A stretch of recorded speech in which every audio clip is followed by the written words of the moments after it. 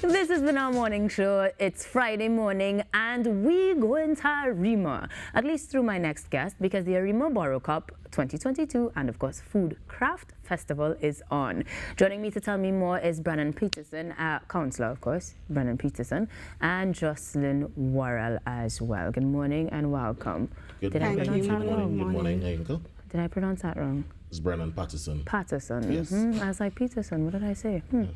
Brennan, what happened is, I'm excited because when we have all of these activities in different areas, it's really to highlight the communities and the goodness that our councillors are doing therein.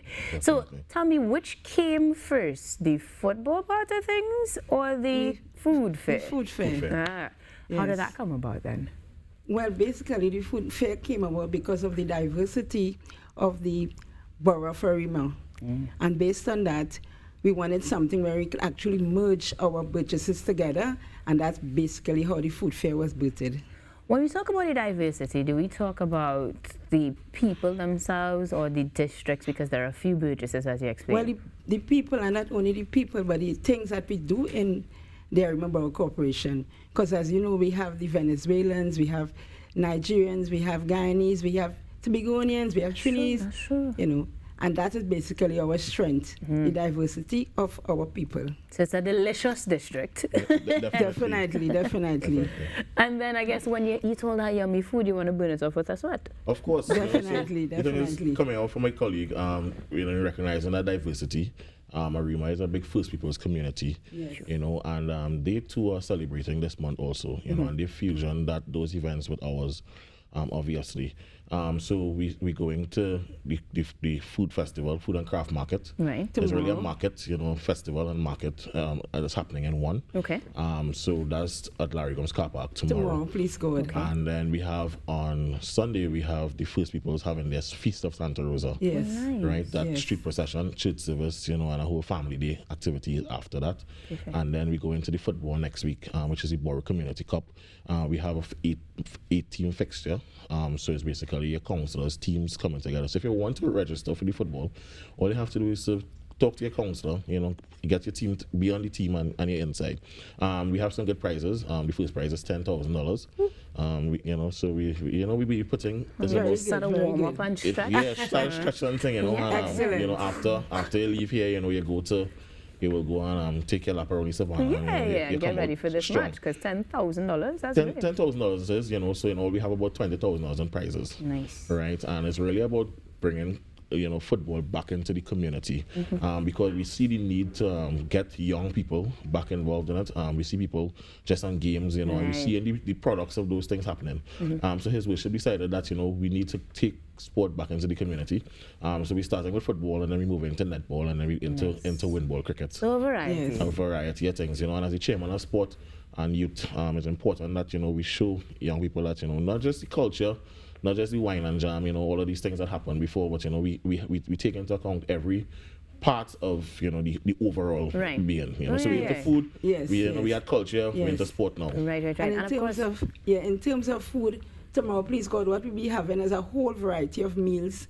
We have crab and dumpling, we have a 70-pound pork, a 70-pound pig rather, being roast on site. That's like half my size. Right, we have the we have lacasitas with arepas, empanadas, we have bacon shark, we have, I mean, you name it, wines, we have the craft market. Right, you know, because it is food and craft. So craft, we're gonna see what types, like we have oil dong, you know. Yeah, you'll see the handcraft people doing things like tie-dye t-shirts, definitely, you know, things like that. So it's a wonderful opportunity to showcase and boost entrepreneurship, because what it is we've realized with coming out of the pandemic, there's a need to boost particularly the small and micro enterprises, right, and there's an opportunity that the corporation has to partner with its stakeholders, particularly those entrepreneurs who want a platform to rise and market themselves. You know, we're giving them those opportunities. We've had other events that have fusion or allow this event to happen before. Right. A nice little progress as we continue on to celebrate us, really and truly. I love the diversity of things. I love the offerings, but I have to ask, are there costs? No, everything is free.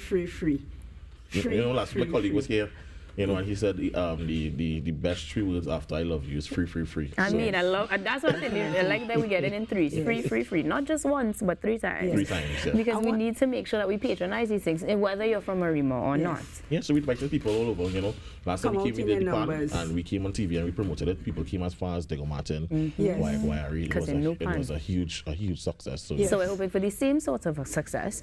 And then coming out of these sort of events, which are happening for, well, tomorrow, please, Lord, starting with the food festival and then the following week. Do we have more that we could look forward to as we head into our Patriotism Month? Of course. Definitely. We have the Appreciation Day. We have Thanksgiving service. And that would be very soon. And we also have the Civic Awards.